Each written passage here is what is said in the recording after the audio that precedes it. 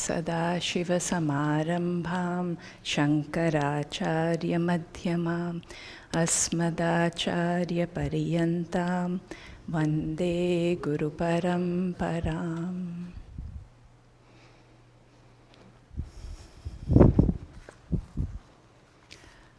Om Gam Ganapataye Namaha.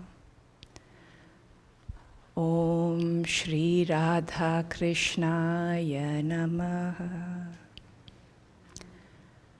Om Shri Dakshinamurtaye Namaha.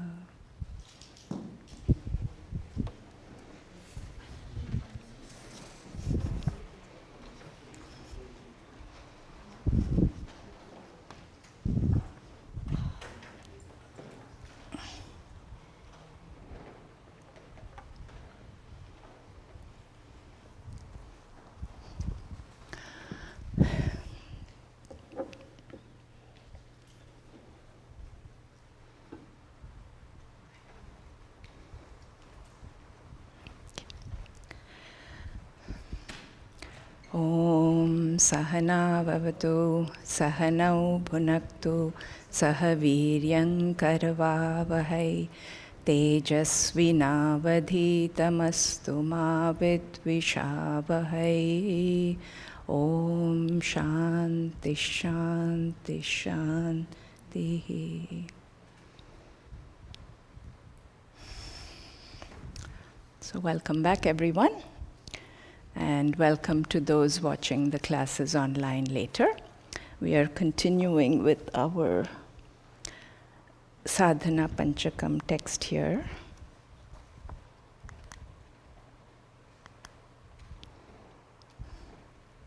Yeah. Okay. We have a new volunteer in training, so there might be a little. Well, I shouldn't say, there won't be glitches. Okay, listen and repeat. Vedo nityam adhiyatam, Vedo nityam adhiyatam, taduditam karma swanushtiyatam, taduditam karma swanushtiyatam, tene shasya vidhiyatam, Tene shasya vidhiyatam apachitif kamye matistyajyatam tif kamye matistyajyatam papaughaf paridhuyatam papaughaf paridhuyatam bhavasukhe dosho nusandhiyatam Bhavasukhe dosho nusandhiyatam Atmecha vyavasiyatam Nijagruhat turnam vinirgamyatam Nijagruhat turnam vinirgamyatam. And we are seeing after every verse the number of rungs we are climbing up. Sangas satsu vidhiyatam, sangas satsu vidhiyatam, bhagavato bhaktir dridhadhiyatam, bhagavato bhaktir dridhadhiyatam, shantyadif parichiyatam, shantyadif parichiyatam, dridataram karmashu santyajyatam, dridataram karmashu santyajyatam, sadvidvanupasripyatam, sadvidvanupasripyatam, pratidinam tatpaduka sevyatam, pratidinam tatpaduka sevyatam, brahmaikaksharamardhyatam, brahmaikaksharamardhyatam, shrutishiro vakyam samakarnyatam, shrutishiro vakyam samakarnyatam. This is our second rung of the ladder, second set of the rungs. And this is the third verse. Vakyarthascha vicharyatam, Vakyarthascha vicharyatam Shruti shiraf pakshas samashriyatam Shruti shiraf pakshas samashriyatam Dustarkat suviramyatam Dustarkat suviramyatam Shruti matastarko nusandhiyatam Shruti matastarko nusandhiyatam Brahmasmiti vibhavyatam Brahmasmiti vibhavyatam Aharahar garvaf parityajyatam Aharahar garvaf parityajyatam Deheham matirujyatam Deheham matirujyatam Buddha janairvadaf parityajyatam Buddha janairvadaf parityajyatam. So, yeah, we are on this verse. Let me just. So this first half of verse 3 talks about Shravana and Mananam. And the second half of the verse talks about Nididhyasana. Nididhyasana to be done only after Shravanam and Mananam are done. Because the first line here says, Brahma asmi iti vibhavyatam. So if you sit with this mantra, Aham Brahma asmi, without doing Shravanam and Mananam first, it really is meaningless. Because firstly, you don't know what Aham means. Aham in the Vedantic sense. Aham means I, it's a pronoun. But what does that I mean? And then what about Brahma? Aham Brahma. Understanding Brahman is a requires a whole level of Shravanam and Mananam. And Brahma Asmi. And then the line says, Asmi, I am Brahman.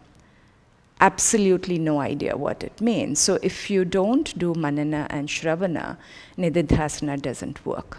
Nididhyasana doesn't really work. So there are two types of Nididhyasana. The first type is a formal, dedicated time for withdrawing your mind, your sense organs away from the external world and withdrawing it from all activities and transactions to sit down and dwell on Brahma Asmi Iti. To contemplate on what does this mean? Is it my reality? Am I Brahman? And of course, like I said, it doesn't work if you haven't done Shravana and Manana first. This kind of Nididhyasana, this seated formal practice, is to remove asambhavana. We saw these words in the last class. Asambhavana meaning the feeling of impossibility, the feeling of how can I be all-pervasive Brahman. So this kind of meditation, Nididhyasana, helps to weaken or remove this because it comes with understanding. And the second kind of Nididhyasana is an informal practice which we can do throughout the day, throughout our activities, being constantly alert while being engaged in transactions and activities. And this kind of Nididhyasana is to remove the Viparita Bhavana. The Viparita Bhavana, the habitual identification with our body, mind, and senses, so that we can break the thinking, I am the body, I am the mind, which is what the third line is saying, Dehaha aham matihi ujyatam. So give up this thinking, matihi, that I am the body, I am the mind, I am the organs. So both these practices are done after Shravana Manana, and both these practices are required. One is for feeling, for knowing that I am Brahman, and for also knowing that I am not the body, I am not the mind. So that's where we left off last time. Now we'll go to the second line, ahar ahar garvaha parityajyatam. Because that third line was connected to the first line, so I took them together last time. Ahar ahar garvaha parityajyatam. Parityajyatam, give up. Give up what? Garvaha. The first meaning of garva, many of you know in vernacular language, means pride or arrogance. In the dictionary too, in the Sanskrit dictionary, the first meaning of garva is pride or arrogance. But in Vedanta, it means ego or ahankara. And we'll look at it a little bit more. So give up, parityajyatam garvaha, ahar ahar. Ahar ahar means day by day or slowly. So if we take the first meaning of garvaha, pride or arrogance, you might know somebody or you yourself might feel it internally when you have listened to these classes for a length of time. You've got a, yesterday I was listening to a bhashya, adhyasa bhashya class, and just the first sentence took the whole, first half of the sentence took the whole hour of the class, more than an hour. And I realized how little we know. These acharyas and these scholars who wrote these texts, who wrote bhashyas, commentaries on the text, my God, their knowledge was, I don't even have a word for that. But most of us, the reason I mentioned that, most of us, when we listen to a lecture, we get a little bit out of it, we get something out of it, we understand something, and then what do you feel? Oh, I know this. Let me go and tell somebody right away. Let me show my friends how much I know. Without even thinking, firstly, are they interested in listening to you? Are they interested in Vedanta? Are they interested in listening to you? And then, more importantly, how much pride you have by getting this one piece of information. Pride creeps in very subtly. Before we even realize it, we have this pride, and of course with pride comes the arrogance. I know it, you don't.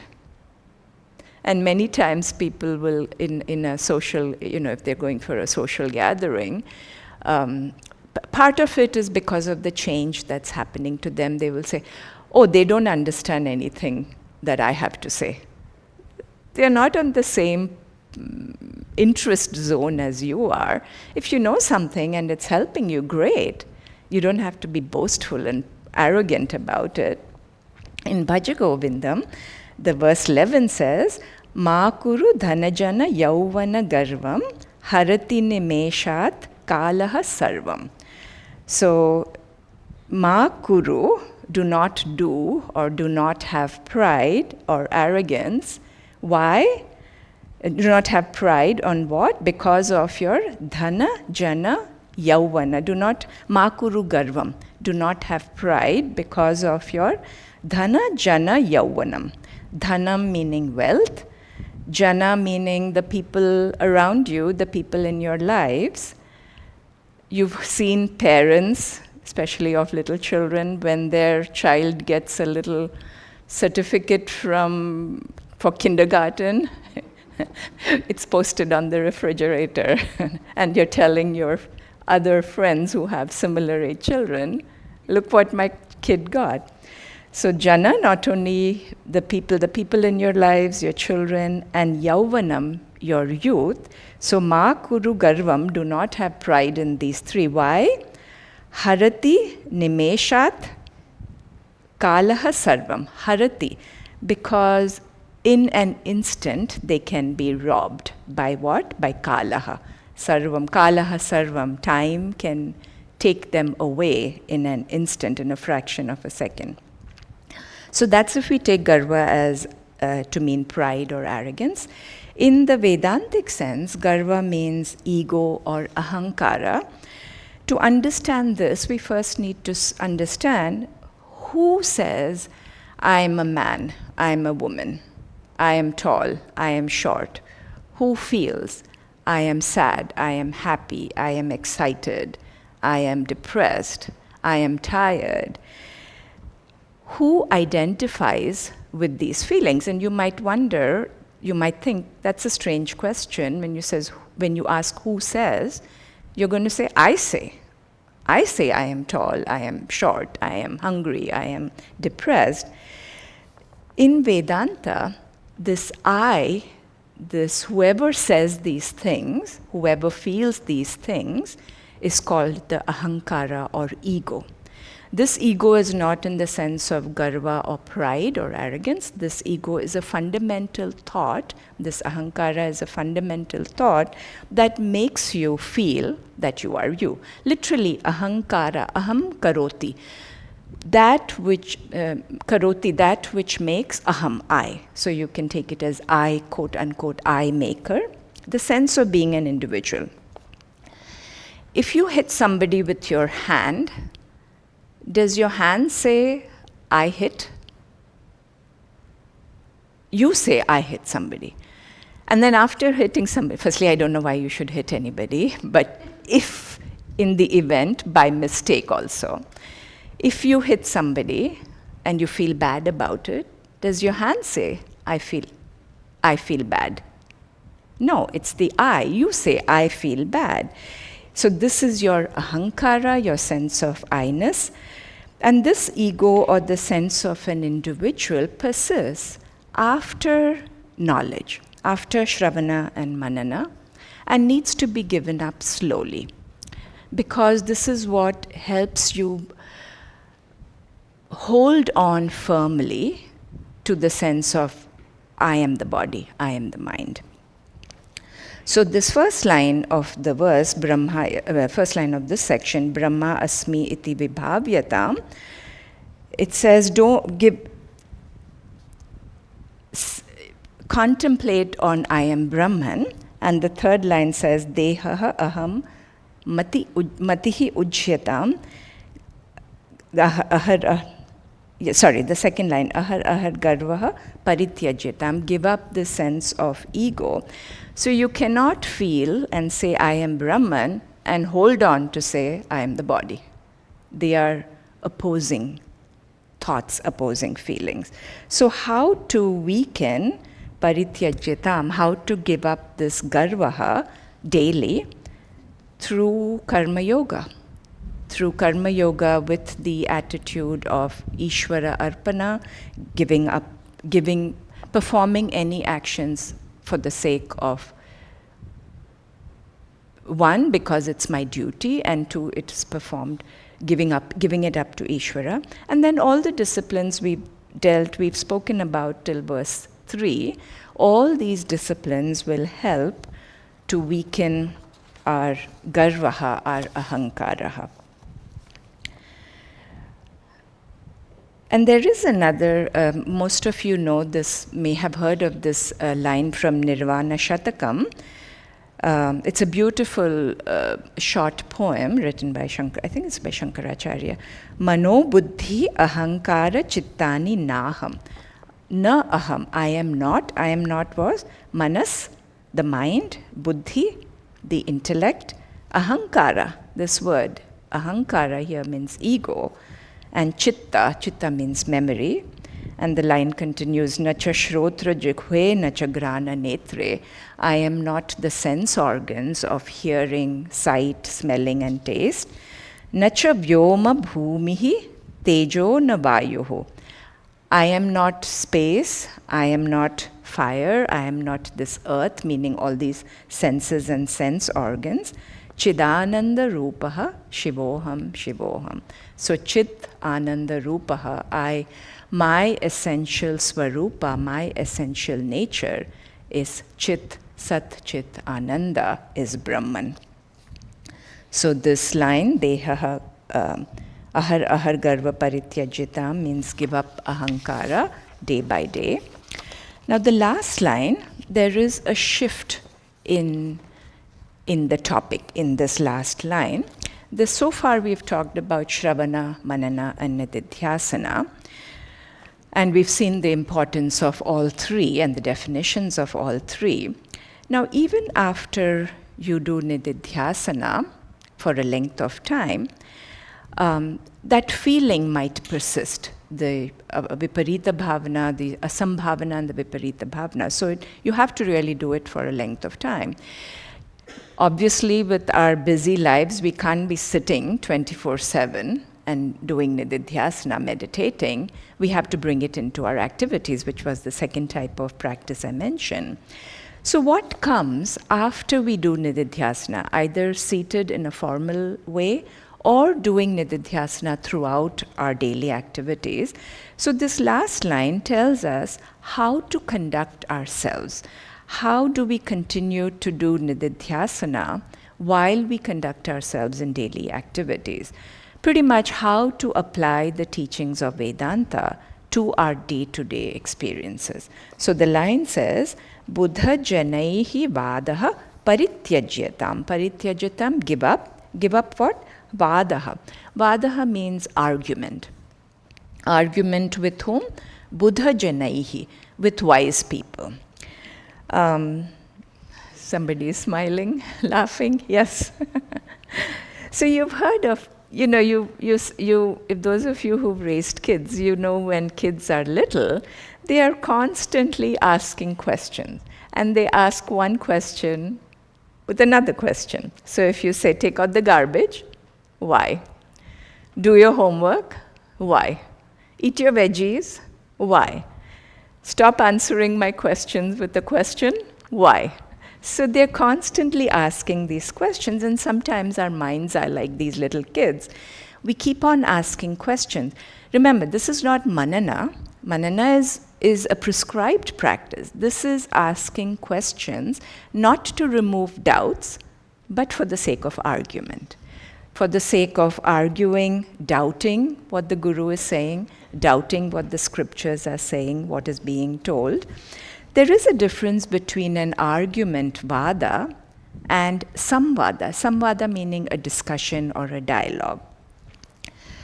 So when we have this tendency to want to argue with a teacher or with the teachings, you can think about, and this is something I like to think about, who is right versus what is right. Do you want to know or prove who is right, or do you want to know what is right? So that's a big difference. So that's why it says, Buddha janaihi vada parityajyata. Now, who is a wise person? Of course, any guru, we give a benefit of a doubt to our gurus, but a wise person who can recognize very easily when somebody is arguing for the sake of arguing. And what does the wise person do? Not engage in that argument. Just stop. Just stop speaking. Let the other person have his or her point of view. So if somebody is arguing for the sake of arguing, none of this knowledge is going to convince the other person until they are at a place where they're willing to accept it, willing to be open to listening. Another reason why this arguing is not helpful for us, because it only solidifies our manas, buddhi, ahankara, our sense of being I. And the downside of arguing with a wise person is, if you are constantly arguing, you are depriving yourself of hearing what the wisdom that such a person has to offer. So that's why it says, parityajyatam, give up, Buddha janaihi vada, don't argue with wise people. And then this is our verse 3, the next rung of the next few rungs of the ladder. Deliberate, so this is the meaning from each of the sections. Deliberate on the meaning of the teachings, follow the vision of the scriptures, avoid use of improper reasoning, dustarkat suviramyatam, take to the reasoning given in the scripture, shruti mataha tarkaha anusandhyatam, contemplate upon the truth of yourself as Brahman, Brahma asmi iti vibhavyatam, give up ahankara day by day, ahar garvaha parithyajyatam. Reject the notion I am the body, dehaha aham, matihi rujyatam, and don't argue with wise people. Buddha janaihi vada parithyajyatam.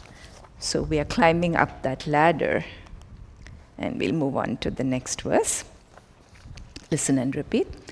Kshudvyadhischa chikitsyatam, kshudvyadhischa chikitsyatam, pratidinam bhikshaushadham pujyatam, pratidinam bhikshaushadham pujyatam, swadvannam natu yachyatam, swadvannam natu yachyatam, vidhivashat praptena santushyatam, vidhivashat praptena santushyatam. Shitoshnadi vishahyatam, shitoshnadi vishahyatam, natu vritha vakyam samucharyatam, natu vritha vakyam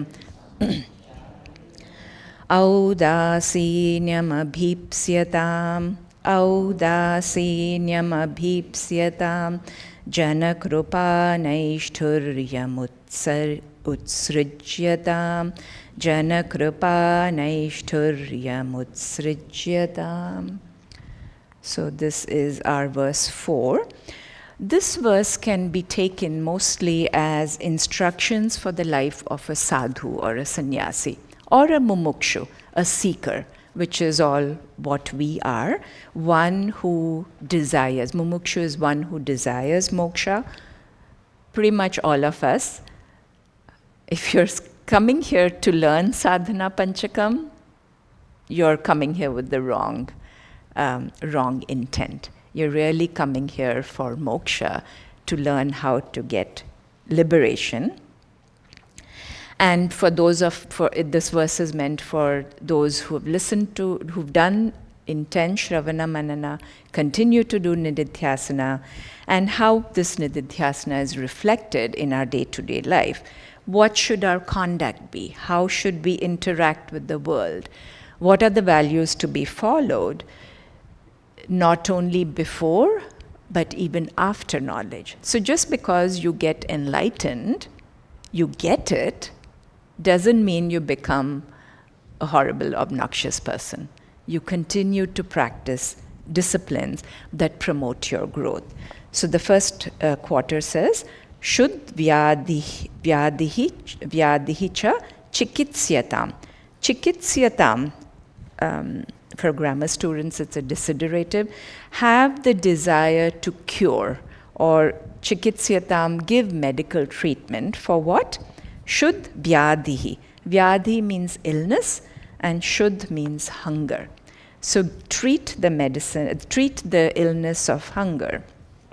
Vyadhi can be taken as anything that causes discomfort. Anything that causes discomfort is a disease. Hunger is like a disease. So why is hunger like a disease? Both require medicine. Both need to be treated. So the difference between a disease and hunger, one of the differences, a disease comes occasionally, hopefully. How often does hunger come? Countless number of times within the same day. To treat a disease, we take a medicine. How many times depends on the illness. 1 to 3 times a day. If you have to have some IV infusion, it's to a couple of hours. To treat hunger, how often do we need to eat? Many times a day. So hunger is called a disease because it distracts us from our sadhana. It takes us away. One, because it causes discomfort. If you're sitting for nididhyasana or any meditation and your stomach is growling, where's your attention going to be? Obviously on the stomach, on the growling stomach. So to avoid this distraction, you treat hunger like a disease. You eat when you're hungry, if you need to. So there is a joke on this from Mullah Nasruddin. I think some of you might have heard his stories growing up. He was a master at curing people of their greedy, insatiable appetites by giving them exactly what they need, what they ask for. So this wealthy, overweight merchant comes to Nasruddin complaining of a spiritual emptiness and a physical hunger that he could never satiate. So he tells Mullah, I am sick with this disease of always wanting more, both in the material sense as well as with the stomach. How do I cure my appetite? So Nasruddin nodded wisely and he said, I have a spiritual diet for you. We have all these kinds of diets, fad diets. So Nasruddin tells him, I have a spiritual diet for you. So the merchant's eyes opened wide and he asked, so what is it? And Mullah Nasruddin says, for the next 3 days, you must eat nothing but pure, unadulterated light. The merchant was amazed and he said, wow, light will cleanse my soul, it will get rid of my appetite. And Mullah Nasruddin says, no, but after the 4th day, so obviously eating light meaning what? Eating nothing. So the mullah says, by the 4th day, a plain bowl of cabbage soup will taste like a divine miracle, and you'll finally be grateful for everything you have. So this line, which says, Kshud vyadhi chikitsyatam, treat the disease of hunger. Pratidinam bhikshaushadam bhujyatam. Pratidinam, every day, bhujyatam. Let it be enjoyed or take. Take what? Bhiksha aushadam. Aushadam, medicine for this treatment of hunger. But what kind of medicine? Bhiksha. Bhiksha means alms. Yeah, I don't know if there's a better translation. So how to treat just as you would treat an infection with an antibiotic, you treat the illness, disease of hunger by taking food. Food is the medicine. So this line again mainly addresses a sadhu, because bhiksha in ancient times, perhaps even today, sadhus would go around, they don't have a means to support themselves. So they would go around collecting alms or food for their day-to-day sustenance. And bhiksha really is food that is given to you, not what you make, what you enjoy eating, not your favorite dish that you make. So on any particular day, a sadhu would go for alms. He might get his favorite food. There's a bhiksha bowl. We don't have that on the altar.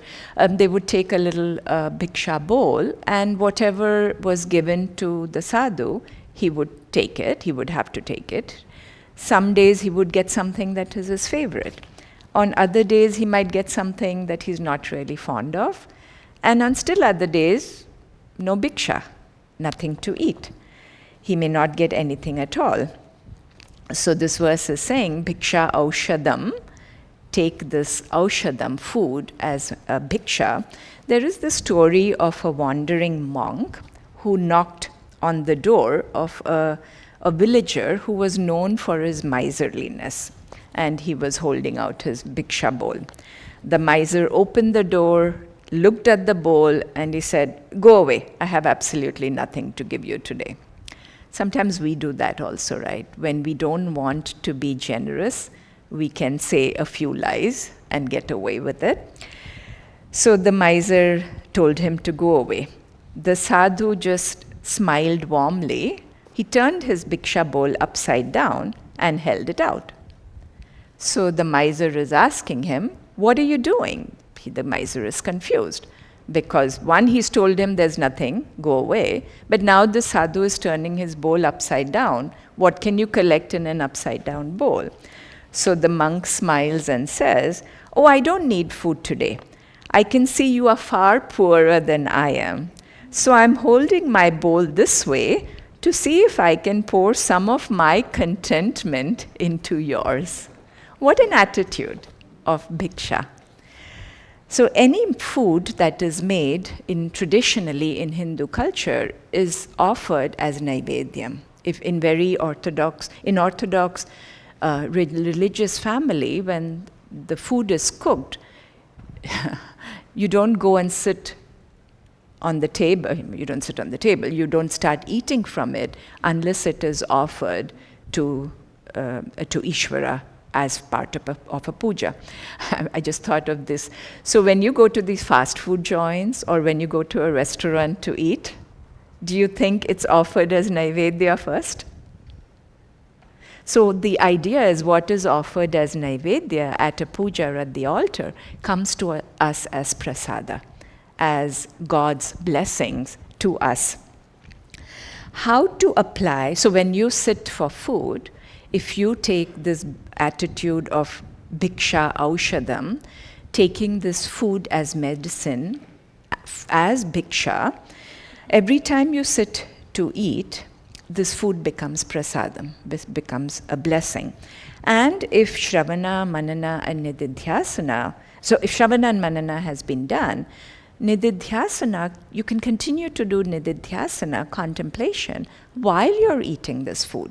And how? You can think of this body experiences hunger, and this food I am about to eat is for the treatment of hunger.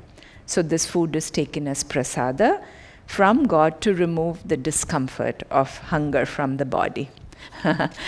Any of you feel this way anytime you sit to eat? Really hard. But to bring this attitude into every meal you eat. And the next line, so take this food as medicine for removing hunger. Swadu annam natu yachyatam. Na yachyatam. Do not desire or do not ask for what? Swadu annam. Food which is swadu, tasty. If sitting and thinking before every meal that this food is a treatment for the disease of hunger and it's a prasada from Lord, this practice, swadu annam na yachyatam, do not ask for tasty food, is going to be even more challenging.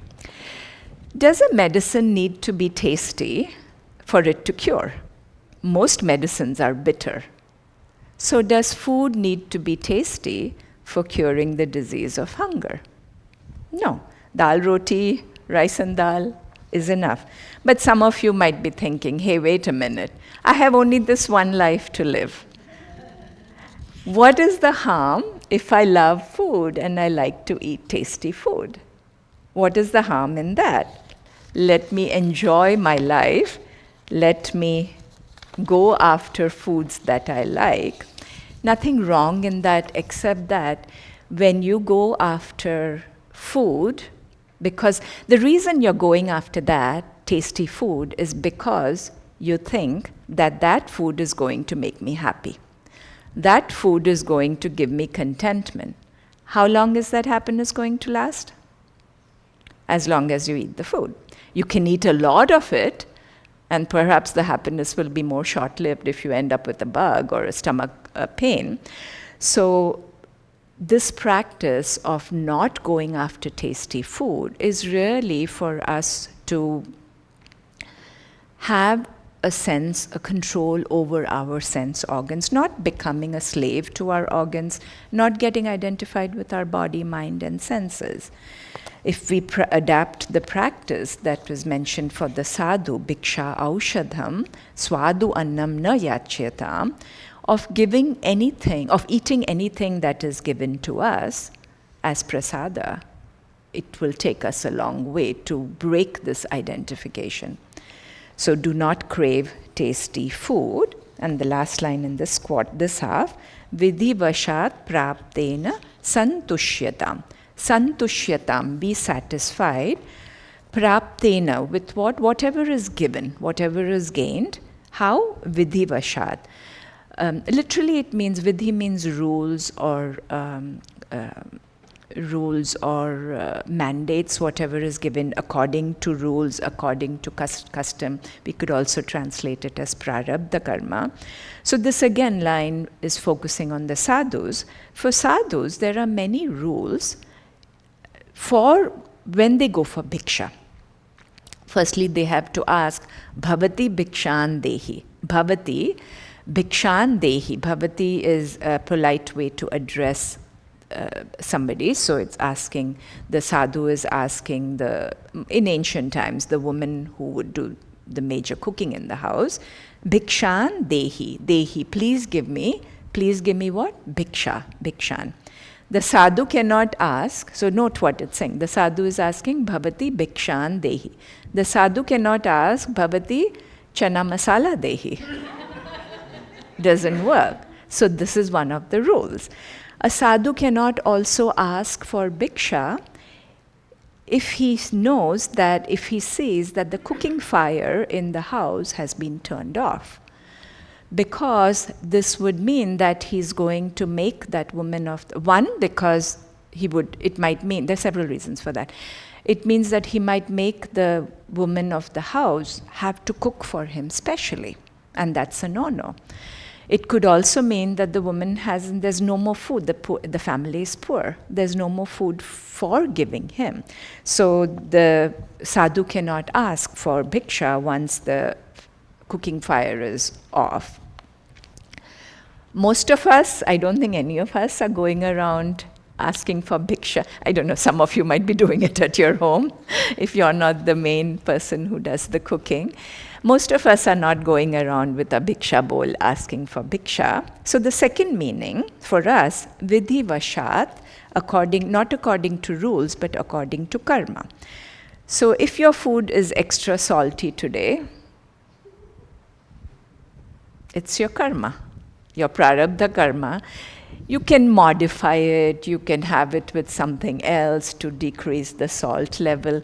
I know of people who, I've heard of people, 1 grain of salt is extra, they get so angry. And I've heard of people, throw the plate across the room, and it doesn't help. It's not helping us grow spiritually. So for us, if we are eating this food as medicine for the disease of hunger, firstly, what do we need to consume? Does it have to be only our favorite dish? We can take whatever is given to us. And then how much? How much do we need to eat? If the doctor tells you, take this medicine for a week, are you going to continue to take it for a month or a year, especially if you're feeling better? No. So the same way, we do need to eat all our life to sustain this body, but we don't need to eat swadu annam, we don't need to pursue tasty food. If tasty food is given, great, enjoy it. If tasty food is not given, or supposing you have 10 people coming to your home that day and one item is maybe a little less, so you get 1 spoon instead of a bowl, that's how much you get that day. Karma, prarabdha karma. This is what I get that day. So take it as your karma for the day. And in Ayurveda, there is, I don't know the Sanskrit, but there is, some of you might know, it says to eat, it gives you how much quantities and what to eat. So half of stomach should be filled with solid foods, quarter with liquids, and quarter empty. Why quarter empty? So that there is room for the stomach for the food to be aerated, to be well digested. Most of us, I don't even have to say, me including, most of us, you keep your food half stomach full with solids, mostly it is full with solids, and then liquids. After the stomach is full, you eat some more, both solids and liquids, so then digestion may or may not happen. So vidhi vashat praptena santushyatam, be content with whatever food you are given. The next half of the verse, shitoshnadi vishayyatam. Vishayyatam, it should be endured or put up with opposites of what? Shita, ushna, adi, cold, heat, etc. We saw this idea in verse 2 where it's talked Shantyadi parichiyatam. cultivate Shamadhi Shatka Sampattihi. We went through that in that class. The group of 6-fold qualities like Shama, mind control, Dhamma, sense control, Uparama, withdrawal or restraint, Titiksha, forbearance or endurance, and this is what it means, Shitoshnadi Vishayatam, it should be Vishayatam, endured. Pretty much what it means is to cultivate the inner capacity, inner strength, to face all pairs of opposites, including physical weather like Shita, Ushna, heat and cold, but also ups and downs in life. And the other 2 virtues in the Shatka Samadhi Sampattihi was Shraddha, faith, and Samadhanam, concentration. In Bhagavad Gita also there is a verse which says, Dvandva Atita, go beyond the Dvandvatita, go beyond the pairs of opposites, experiences like heat and cold, praise and insult, gain and loss, victory and failure, association, dissociation, birth and death. And what does it mean to go beyond these? Go beyond meaning endure them without complaining. So for a sadhu who does not have a house, he might be living under a tree and he has to endure the challenging weather, putting up with opposites. For us, what does this line mean? A little bit of discomfort is a great opportunity for nididhyasana. So on a day that is really hot, instead of jumping to turn the fan on or the air conditioner on, sit with yourself for a few seconds, just a few seconds. See how you feel. Practice nididhyasana. Dehaha aham mati ujyatam. Give up this notion, this thinking that I am the body. So what will a Vedantin say when experiencing cold? This body is shivering, experiencing cold, but I am okay. And not just word lip service, but really know it. Obviously, you don't have to sit in this real cold or real hot to the point of burning or freezing. You just have to be practical about it. So learn to tolerate some discomfort. And the next quarter, Natu vritha vakyam samucharyatam. Na samucharyatam. Na ucharya means a speech or talk. So na samucharyatam. One should not utter what? Vakyam, statements, which are vritha. Vritha means useless. So this line is a discipline for vak tapas, for control of the most important organ, I think, is our mouth, our tongue. The discipline of eating, but discipline also of speaking. So let words of no meaning or let any unnecessary words not be spoken. If you think about it, how many things that we say in a day really need to be said? Probably nothing, almost nothing. So, vritha vakyam, useless talk. What is useless talk? Most of us are experts at it. It includes gossip, talking about somebody, especially about their personal lives, and especially behind their backs. If you have the guts, go and tell it to their face. Talk about someone to their face. If you have the guts, most of us don't have the guts. Of course, you don't have to tell somebody you are horrible unless you have an intent to help them. And most people will not take it well, so be careful what you say. So there is a joke about 3 religious leaders who decide to gather in secret to confess their deepest, most embarrassing vices to one another so that they can find mutual support. The first leader sighed and said, "My friends, I must confess that I have a terrible gambling problem. Sometimes I sneak out at night and play poker." The second leader sighed even louder and said, "My vice is worse. I have a drinking problem. I regularly hide bottles of whiskey in my study." They both turned to the third religious leader, who was sitting quietly and grinning, smiling really wide. And they turned to him and asked, "Well, what is your secret vice?" The third leader rubbed his hands in glee and whispered, "Oh, I have the worst one of all. I absolutely love gossip, and I honestly can't wait to get out of this room." So, useless talk may help us feel less lonely, more connected to each other, but it doesn't really help us grow spiritually. Loneliness can be a problem, but this line, Vritha Vakyam, sometimes you notice when you're uncomfortable with yourself, what do?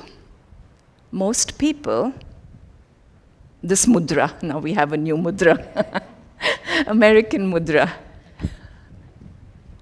and this mudra. Take up the cell phone, start scrolling. Either you're browsing or you're texting to your family or friend. This sitting in isolation or sitting by yourself without gossiping. So when you're looking at the phone, you might say it's not gossiping, but you're not giving yourself the opportunity to be by yourself and contemplate and grow. So loneliness, a little bit of isolation, is another great opportunity for nididhyasana. I found this wonderful saying: when it is not necessary to talk, it is necessary not to talk. I'll repeat that because that really sums this up. When it is not necessary to talk, it is necessary not to talk. So every word that comes out of our mouth should have been well thought, well edited, well processed. In our Prashnottara Ratnamalika class, we saw the 4 W's and the 2 H's, a reminder for those who saw that class. The 4 W's are, with regard to Vak Tapas, what should I say, why should I say, when should I say, whom should I talk to? And the 2 H's is how and how much. So this is in keeping with the Bhagavad Gita, Satyam, Satyam, Priyam, Hitam, Vakyam. Say what is truthful, say what is beneficial, say what is not causing injury. And this tapas is very important because as our speaking patterns, as our speaking habits change, our minds begin to change too. We can see a discernible change in our thinking as much. And the more maturity we gain, the lesser we need to talk to somebody. You can be comfortable by sitting by yourself. So vritha, natu vritha vakyam samucharyatam, do not talk uselessly. The last, actually we can, let's do one. So it says, the next line, audasinyam abhipsyatam. Abhipsyatam should be cultivated. What should be cultivated? Audasinyam. Audasinyam literally means indifference, but it doesn't mean indifference in the sense of I don't care what happens to you. You're suffering, I don't care what happens to you. But it means a sense of neutrality.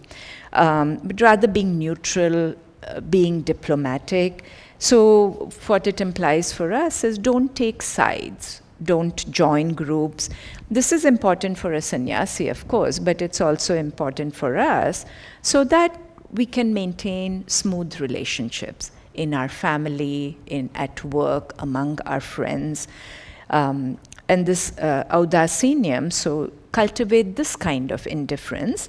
It can also be taken as lack of dependence. So when dependence on anything or anyone. So for example, when you run out of an item in your pantry and you're making a dish that needs that item, you can learn to cultivate that indifference. Okay, if you make your dish without that item, it might taste a bit different.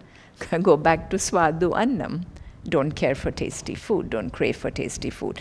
So learn to be okay with little things that don't come about in your life or don't happen the way you want it to. Jana krupa naishturyam utsrijyatam. Utsrijyatam, give up or get rid of what? Dependence. Dependence on what? Jana krupa naishturyam. Naishturyam means kindness, love. It can also mean, actually naishturyam has two meanings. It can also mean cruelty, harshness. So give up jana krupa, dependence on this other people for your sense of well-being. We are subject to the harshness and kindness of people all the time, every day in our lives. Many times we end up being dependent for our well-being, our sense of well-being, or our sense of worth based on what somebody tells us. This is especially true with social media. You know, you have all these thumbs up or thumbs down, favorites, or most of you know more of it than I do. If somebody gives you a thumbs up and you feel good about it, you're dependent on that person's feeling for feeling good. Or if somebody blocks you, you feel bad because you're dependent on that for your happiness on that person. And how silly is that? How can you control what people think about you and how they respond, how they treat you? Absolutely not in our control. We cannot control how other people think or treat us, but we can 100% control how we respond. That's important to know. So don't get flattered and don't get flattened by what people say or do to you. So if Shravana and Manana have been completed, if somebody is harsh, says harsh words to you, great opportunity for nididhyasana. Who are they being harsh to? And why is this body, mind, getting affected by that? When you understand, that can also give an opportunity for understanding the other person, where the other person is coming from. You can, with sufficient nididhyasana and understanding, you can even learn to be kind to somebody who is being harsh with you. No matter how miserable your circumstances are, nididhyasana can lead you to know that you are perfectly okay no matter what. So the ultimate goal of these teachings really is to understand ourselves, to remove the ignorance of our limitation and to know who we truly are, and especially at moments of suffering, especially when we are hurt by what other people say. So this last line says, Jana krupa naishturyam utsrajyatam. Ignore the kindness and harshness of people. That's the next spiritual discipline, and that's all we have time to see for today.